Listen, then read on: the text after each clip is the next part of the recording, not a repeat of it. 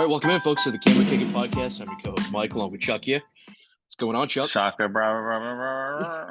What's up? How you doing? Man, I'm hanging in there. Tired. Been a long week already. Just got back from the Frozen Four. Missed out on some work trip, but you got lucky and won some greenbacks, putting money on Denver, and they just shell That shocked Boston College, unbelievably. that's the second time in like 3 years that I won money on Denver winning the Frozen Four. So yeah, it was funny. A little quick story. My cousin, um, who helped place the bet in New Jersey on DraftKings, he knows that I bet on the Frozen Four every year, even though I know nothing about college hockey. And so he knows that I won in Denver last time. But I told him, put 20 on Michigan and 20 on Denver. And so he thought I took Michigan and he rode Michigan. And Oh I was no! like, dude, I took Denver. But I didn't specify, but yeah, it was nice. Nice return on that investment. Yeah, So that was a good one. one Yeah, day do you guys I gotta get ballsy and put like a couple hundos on there, not just for real? a whatever guys on the $20 bill. Yeah, I was thinking the same thing. I thought, man, if I put 200 on Denver, I'd have paid for the whole trip just doing that. Like this kills me. Yeah, But yeah, no, it was great. It was great being back in St. Paul. I mean, the weather was gorgeous. Got to walk around town. Spent 2 days at the games. It was unbelievable. Saw some A&M fans there at the tournament wearing A&M hockey jerseys because we have a it's a club team, so it's not scholarships, but yeah. yeah, it was awesome, dude. The Denver goalie was just unbelievable. Davis just That laying out, save he making made blocks, was unreal. Yeah, all timer. Yeah, and then the guy for Boston College, Fowler, I think just got called up to Montreal and got like standing ovation last night from the Canadians. So good for him, even though he lost the Frozen Four. So it was an unbelievable game. yeah, yeah. It was fun. Like my cousin said, "Did you watch it?" I'm like, "No, I just followed along on the score." I said, "But Mike was there." Hell yeah. So, Yeah, we had club but level seats. It was nice. I mean, the view was unbelievable. It was good talking smack to some Boston fans. So I think everybody was expecting a Boston College final, and it didn't go that way. So it was great. yeah, yeah. I mean, I'm glad to see a West Coast Mountain team win. Right? So, Yeah. What you been up to, man? You been doing traveling yourself? track and field traveling. Um, Yeah, you were in Arkansas for the and the eclipse, right? We went to the Eclipse. Yeah, we went to this ecliptic Atlas Obscura festival in Hot Springs, Arkansas, which was cool. We camped and like had a big you bring your own tent and had a field, like an open field camping. And they had like a music stage and a like a clamshell type like stage for uh like lectures and um like movies and so like kind of hippie stuff. Like Hot Springs was an interesting town. There's a lot of baseball history there. I don't know if you know, Interesting. and Uh-uh. gambling history. So like in the 20s and before Vegas, like Hot Springs was where all the casinos were. It was like a neutral territory for mafia. Um, and they had spring training there. Babe Ruth hit like a 500-foot home run in spring training off the Dodgers or something, and you can still see like remnants of the stadium in the wood in the park. And there's like a spot, a home plate where the home plate was, and but the baseball players would go out and party and then go to the bathhouses like um because they thought that like the thermal water would like cure their hangover and cure their injuries and stuff. So like it was just like all it's such an interesting mafia like when the casinos all went to Vegas, there was no more casinos left in Hot Springs, and it kind of Interesting. died down. But There was a lot of people. They were expecting like 1 million people because it was in the path of totality. But Yeah, um, thankfully, we spent most of the time out in the woods. But interesting town. It was like nice. old people, like hippies in town for the eclipse, and yeah, like it was just. I don't know if it was good or bad or cool or not cool. It's just it was interesting. It's different. But Yeah, yeah, oh, we went and saw the horse races too on Sunday while we were there. They have a nice horse track, so yeah. I think I saw you posted that it was on fun. Instagram or Snapchat. Yeah, I was like, Yeah, thought he and went to didn't see win on an any. eclipse, not a horse race. Yeah, Yeah, we changed up. that's cool. So Nice. yeah, but yeah, no, got a lot more travel out coming until about mid June. So Yeah, you know, yeah. Back to back to but back. I don't know how you've had time to watch more TV than I have. I haven't been doing hardly anything. Seems like you've watched more than I have. yeah, it's been a lot like traveling. I mean, it's been a lot on flights and in hotels or in the car or on days I work from home. Yeah. So What you been watching recently? yeah. So like Resident Alien season 3, like the midway finale just finished, which was a nice little cliffhanger. It shows it's the first season just like goofy, and the second season is goofy and good, and the third season is like an actual really good show, but it's still Huh. funny. Um, but it's so good, and Alan Tudyk is great. Um, and so watching that, still watching Shogun, just watched episode 9, which is the penultimate. It was fucking amazing. Um, I mean that rival that to me, the two best shows of the year are both set in Japan. Tokyo Yeah. Vice and Shogun. I don't Um, disagree. I've watched 2 episodes of The Regime, but haven't got back into it.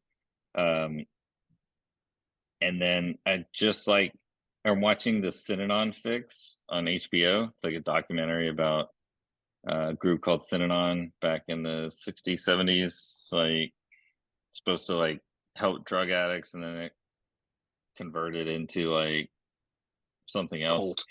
Yeah. Yeah, pretty much kind of it took on a bunch of different forms. And then I got American Horror Story. The second half just started back up a couple weeks ago, but I haven't been able to get back. I watched the first 5 episodes in the fall. Nice. And then yeah, the Three Body Problem I finished. Um I'm and catching a up couple on that one. documentaries. Yeah, we got to talk about that in a second. Yeah. A couple documentaries like What Jennifer Did, which is on Netflix, which was all right. It's about a girl who murdered her parents. Um, yeah, I think there's a couple other stuff on the agenda, but what have you been watching? Yeah, I've been watching Tokyo Vice obviously just ended and been watching oh my gosh, what have I been watching? Three Body Problem, right, which we'll talk about. Just finished episode 5 today and you're completely right because you were telling Marcus and I episode 5 is like the turning point of the show where everything starts to Yeah, line up. It's so good. I just finished it and I'm immediately more hooked than I was before. But um, yeah, I mean, I don't know. I've been working. I've got these projects at work. I've been doing a little bit of reading. I haven't been caught up on a lot of stuff, but I finished Curb Your Enthusiasm, which was hilarious. mm, They kind of ended it similar to the way Seinfeld ended, but the way he actually wanted to end it. So it was kind of a funny little like tip of the cap, kind of like thumbed his nose at everybody. It was pretty good. yeah, Um, yeah. I The just Watch remember, was talking about that, about yeah, similar to that. That's funny that you mentioned it yeah. like that. I just remembered the show I was telling you before we went on the air that's going to end with season 4, Silo.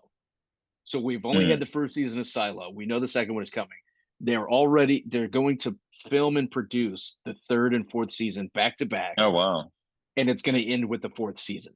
So I just read Mm. that online like this morning or last night. So it just hit me now Nice. that it was Silo. So that'll be good. And I just downloaded the audiobook for the second book, so that'll be interesting. Um, Yeah. but yeah, getting caught up on TV. There's so much stuff coming up and stuff that's out right now that I need to watch. I have a countdown for when shows come out, but I've been kind of lazy about watching them. Like I don't know if it's being lazy or if I'm not interested, but the regime is just so weird. I don't know if I'm actually interested in it. And then Ripley just started on Netflix, and I really want to watch that because I loved the movie when it came out, which was The Talented Mr. Ripley. Yeah, I've never seen the movie, so that'll be interested in the show like that and Sugar on Apple Yeah. TV. It just came out with Colin Farrell. Um, so yeah, I mean, there's stuff coming out. We got Outer Range season 2, which looks fucking something out of a coked up fever dream.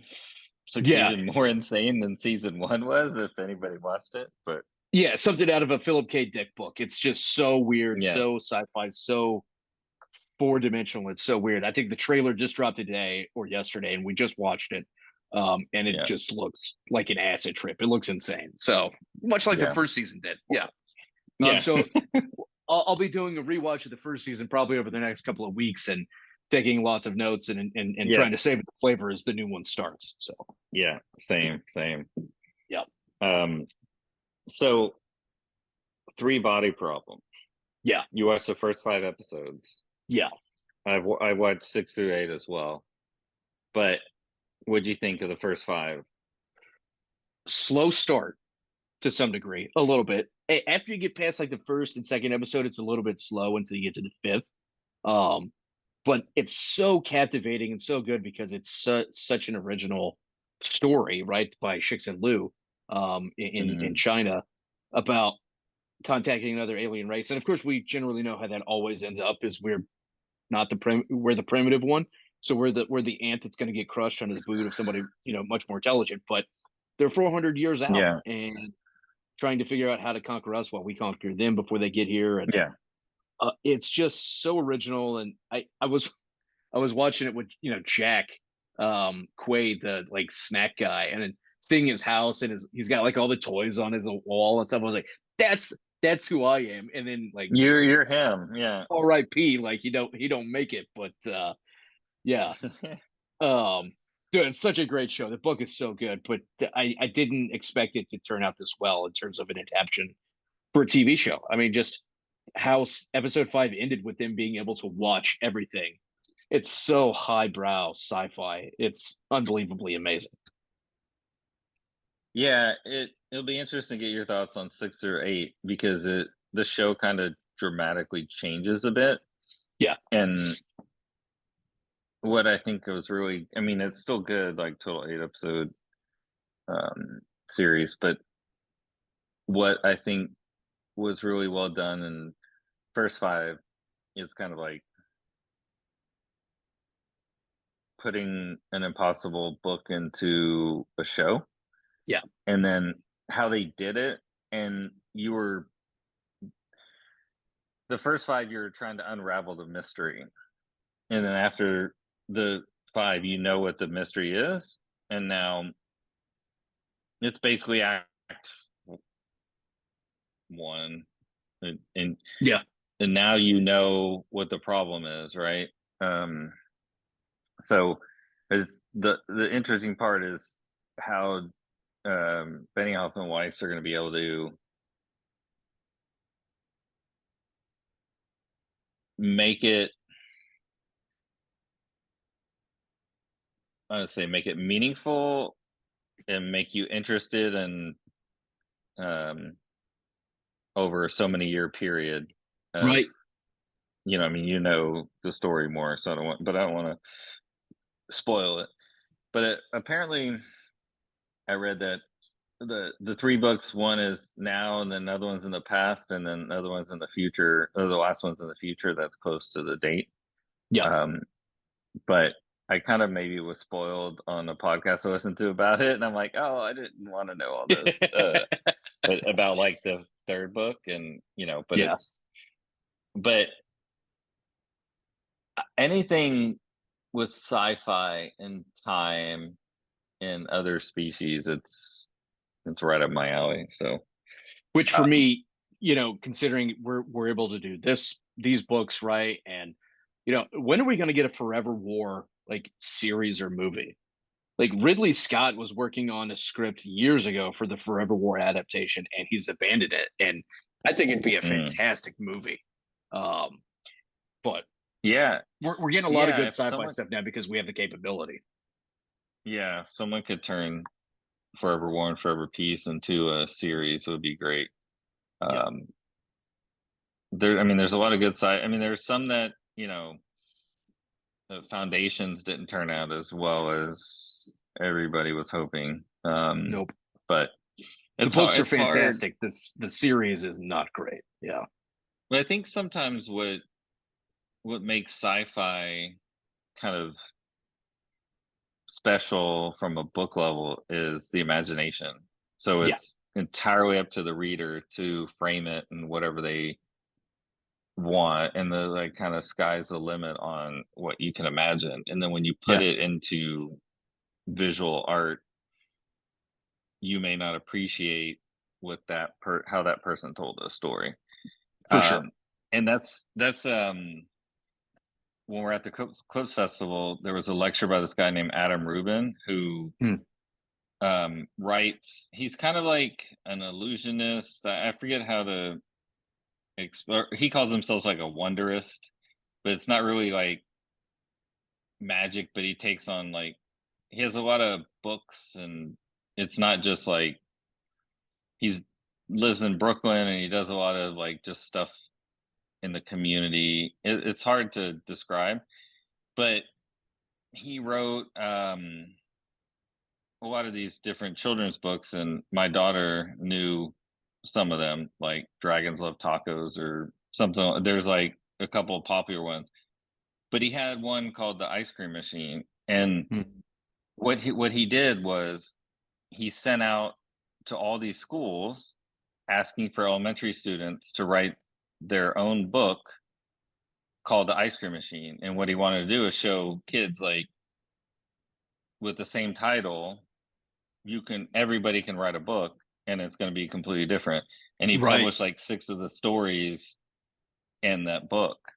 And so like he like invited the kids that got published to book signings, and they're published off, like that part was cool. But just as like you have a title or you have a perception of one way, everybody's going to have a different oh yeah, perception. That's what but it made me think of that. But you know when you put something out there visually, then you're not trying to figure out what everything looks like. You're just trying to figure out how to solve what's coming next. right, right. So I mean, look at Dune. but Dune has had so many adaptations that have just sucked over the years. And it takes really an artist to get behind the camera and do a lot of stuff. And I think that's Denis Villeneuve. And they're actually starting to make money Villeneuve, with Dune. Villeneuve, yeah, Yeah. So yeah. it I heard Dune 2 is really good. It's yeah, better than Dune 1, but or the new, like, not the old Dune, yeah, but yeah, the yeah. first The Timothy last one. Chalamet. Uh, Yeah. and like, so I was thinking about, well, I haven't watched either one of them, but yeah, they talked about the Villeneuve guy is really good. But Yeah, he's a good director. He's got an eye for sci-fi. But yeah, you should give that one a watch. It's a good one. Um, but yeah, the three body problem, right, which is what we were talking about. This is the type of things that we need more in cinema and yeah, television is these original ideas. Let's stop reheating the same yeah, story over and over again. Let's bring some of these new concepts out there because they really do expand imagination and what we actually can do with science and technology. yeah. So it's just where we're Well, and going. it's fascinating. It's a fascinating thing because it's a real science problem. Yeah. Like, I mean, this is not like made up. This is something that happens in the universe, but and it's chaotic. There's Yeah. no there's no solve for this problem. Nope. Like, so that's what I mean. It's just that's the genius behind it, and so far they've done a good job of. Yeah. So hopefully they can keep it going. But It'll be interesting to see how many seasons and stuff Netflix do with it, because apparently it costs like $20 million an episode or something like that. I wouldn't doubt it. It's got a lot of visual effects. There's some stars in it. I do love that it's a lot of guys from Game of Thrones. But yeah, it'll be interesting to see how far they can take it because it can get very complicated. I think it does Yes. have like the second highest viewing by minutes of any Netflix show ever. So there's a Yeah. big draw coming from not just the US, but globally as well. So Oh yeah, super it's been interesting. like their global show, the Yeah. global hit show. Yeah. Yeah. Yeah, and that's what they're looking, not just US numbers, because Yeah. you know, Exactly. Yeah. We're not the only what demographic. Yeah. are we not? Not with American Jesus and the American Jesus Trump Bible that tells us white people, Americans are the best. Oh, you got to have the Trump shoes to go along with it. Yeah. Imagine, dude, that'd be funny. Roll into church, like with a like navy suit, red tie, white shirt, the hat. Well, no, you just wear your MAGA hat, and you Yeah. got your Trump shoes and your Trump Bible, Oh and then yeah. you're like, you start reading, and you ask the pastor, "When are we going to talk the Constitution? My Bible came with the.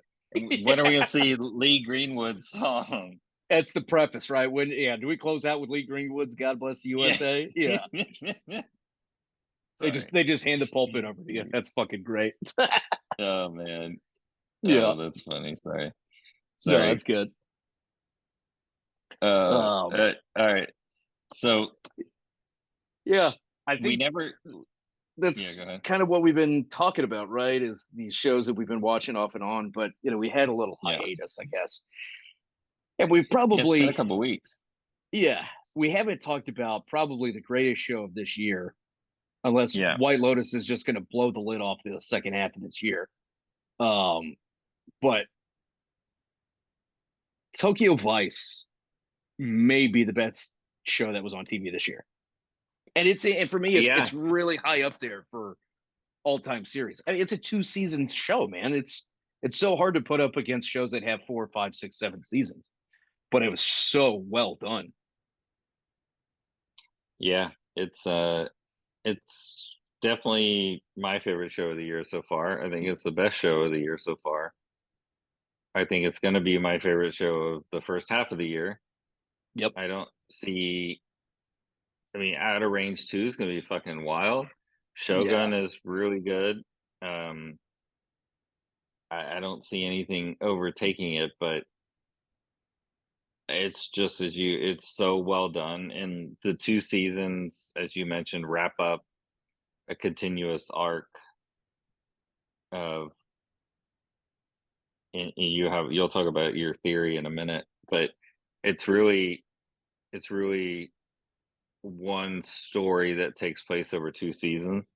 Yep. And then, but like the butterfly emerges from the cocoon, if it gets renewed, there's so many directions it can go now, and Adelstein has so many stories. And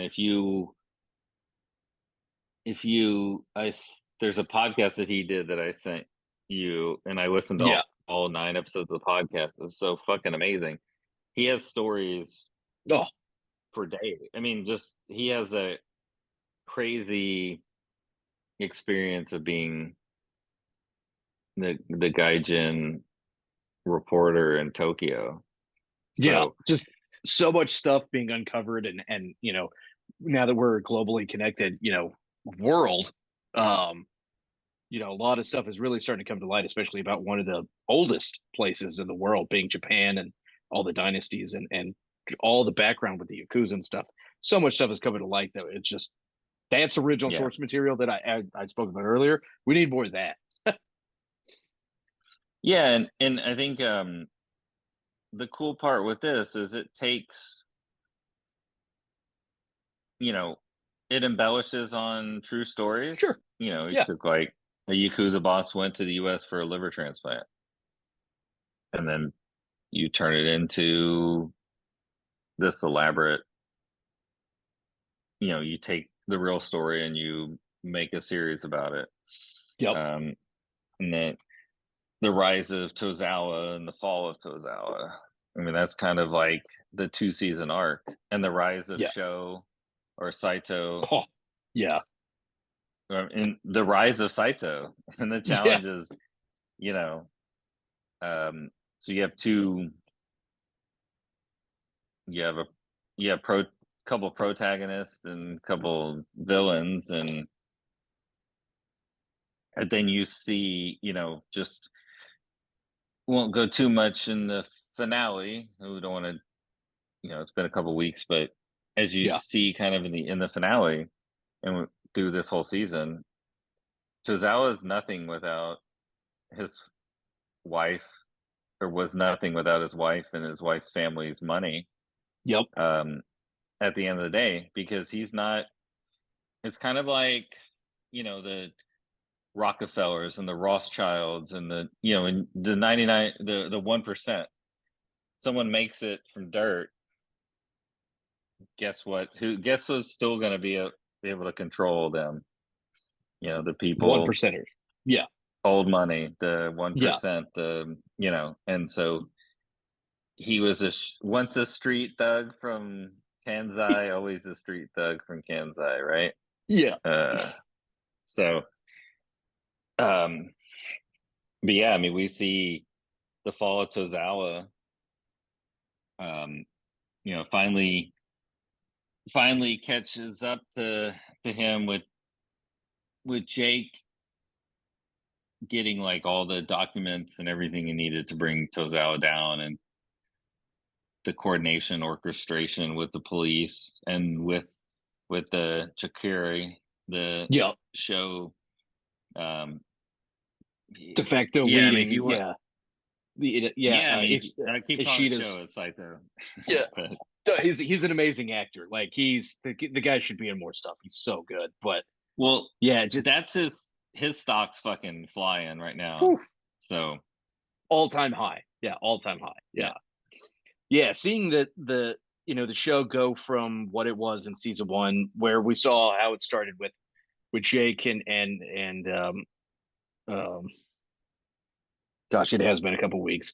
Um, the detective Katagiri, oh yeah, yeah, um, category, meeting with Tozawa's guys and how they threaten him and all this stuff. Then we finally catch up to that point in the second season, yeah, um, and how Katagiri's very by the book, very justice based guy, and how he comes to understand that there's more than just the justice system, because not everything is perfect, but there are ways to handle things outside of that. And seeing him go that direction was really like a great character development for him to be able to turn yeah, to the Yakuza and kind of let them, you know, mind their own store. And yeah. all of this really started with Tozawa being very aggressive and trying to take over, and then trying to become legitimate by getting the prime minister nominated and all this stuff. And I love Well, how they deal with him, and then it kind of goes back to the way it was, and they just kind of leave it at yeah. that. Yeah. Well, I mean, and if you look back at like, and not as familiar with Yakuza history, but if you look back at the history of the mafia in the U.S., I mean, it is kind of everything is cyclical. You have peaceful Yeah. periods, and then you have someone who,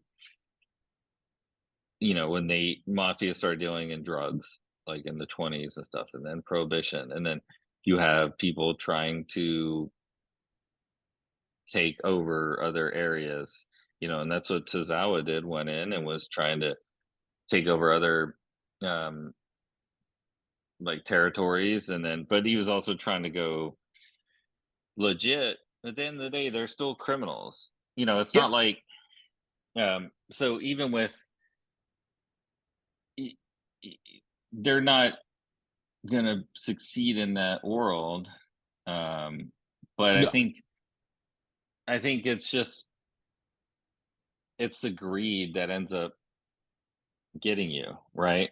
I mean, you Yep. could live, it's just like you have the 5 families and you divide up the areas, and as long as everybody stays in their lane, you grease the cops, you're all in good shape. I mean, then someone gets out of line, that's when it fucks everything up. And Exactly. and I think the really great character, you mentioned it with Katagiri, never you saw his transition over this second season because he knew that the justice system, the government, the papers, nobody was going to do anything. The only people that are going to take care of it was the yakuza Yeah, because it was against that against the code to do what he did, you know. But it's so funny that I mean, the show calls it out, but how many times going back through like the mafia history, you see a lot of these mafia people that are informants for the FBI and they're squealing on other. Yeah, I mean, they wrote a movie about it with the Whitey Bulger. Jack Nicholson has departed, but Whitey Bulger was yeah, was like an FBI informant forever. A lot of these people, you know, a lot of high level people are like that, and it's um. But when you get found out, guess I think Katagiri just realized this is the best way to handle it because the Yakuza will handle it, yeah. and there'll be a Every period of peace. You know. everybody they're trying to report it to has something to gain by Tozawa being in power, right? The government, Yeah. yeah, well, those people are going to gain, seats at the table. So is the paper; they're going to Yeah. gain access, right? Because they know Tozawa. The only people getting cut out of the equation is the yakuza. So it's the only form of justice that's still viable, right? In Yeah. their term of justice. But so for Tokyo Vice to end the way it Yeah. right? We don't know if it's going to be picked up for season three or not. I'd love to see it picked up for season three, but if they put her on the shelf and that's it, I think they Yeah. handled it the best way possible because that was a fantastic season, just as good as the first. Yeah. And I hope I'd love to see a Tokyo Vice universe, like, Yeah, Tokyo Vice, um, not Night Country, but you have a different story. But you still yeah, have Jake Adelstein, right? And you can go away from some of the same people. But um yeah, I mean, it's just I think that noir style storytelling and all the yes, stories Jake Adelstein has. The interesting thing is going to come is that this is one of like the really kind of last Max original shows. true. Now, since the first season came out before the merger, and they were doing Max originals, like HBO originals, kind of separate. Yep. And I don't know if we're gonna. I just hope they don't mess with anything if they bring it back Yeah. because it's Don't the right formula. don't Frankenstein it. I mean, don't unless you can keep it the same or make it better, which they think they make it better, but they uh, Yeah, uh, uh, True Detective being an example. They don't make it better. They just Frankenstein it and just add a bunch of shit to just get people to watch it. I had the theory yeah, that maybe at the end of it, Samantha is like, "Oh, I'm going to take a breather," and she like cashed out, and she gave over the yakuza the information about the upcoming train station. But yeah, my theory, right, is that they should do a branch off and have her like go back to Utah or wherever she's from, right? She's Mormon, right? She comes from the Mormon, yeah, faith. yeah. Go back because it's in the 90s and have it be like she's taking down Warren Jeffs out in Utah as a part of the Fundamental Latter Day Saints (FLDS). Yeah. And like Jake is like loosely involved, for journalistic intent, but like I think that'd be really fucking cool if they did a noir like HBO original series branched off from that universe, but in Utah. Yeah, I mean, they can do so much with it. I mean, you can have him go back to Missouri. You can have him, I mean, but I mean, I mean, he still lives in Japan. I mean, Yeah, yeah, there's so many stories to tell, and it's such a fascinating culture. I mean, just yeah, between watching Shogun and Vice, and then how, you know, Tozawa basically commits seppuku. yeah, Um, and that's basically what happens to a lot of people in Shogun. It's like and they kind of talk about that in some of the podcasts about the suicides or even abandoning people abandoning their lives. Like Yeah. there's companies that will come and pick you up in the middle of the night and give you a new identity, and it's like legal in Japan.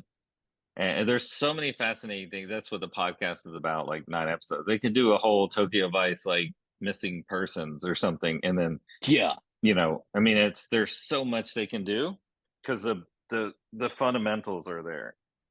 Oh yeah, for Now, sure. what they need to do a better job of promoting the show and putting it on HBO on Sunday nights. This For should real. be. I get Kate Winslet is in the regime, and maybe I'm missing something. I haven't read anything really good about it, but that should be in that slot. I mean, This is that should have been. to- Tokyo Vice is a marquee matchup. It's a heavyweight battle that should be broadcast on prime time every Sunday night. Yeah, It was a banger, man. It could be, if they threw their money behind it and their marketing, the show could be Emmy worthy. I don't know that it's going to win any Emmys because it seems like they don't give a shit about it, right? They did yeah. hardly zero marketing, and that's a tragedy. Well, and it's got. I mean, Ken Watanabe is a famous Japanese actor. Ansel Elgort is a famous. I mean, he was in Baby Driver, and he's been in Yeah, some other stuff. And we've got names. Um, so I mean, they just did a really bad job. That's a show that could be like, which is fine with me as long. I mean, I watch it. It's good, and yeah, so yep. It had the um, potential to pop off like Succession did, in my opinion. Like it was very low key, yeah, and not a lot of people knew about it, and then boom, it just takes off, right? I was expecting for that to happen, and it just felt like HBO was like, we're not that interested yeah. anymore.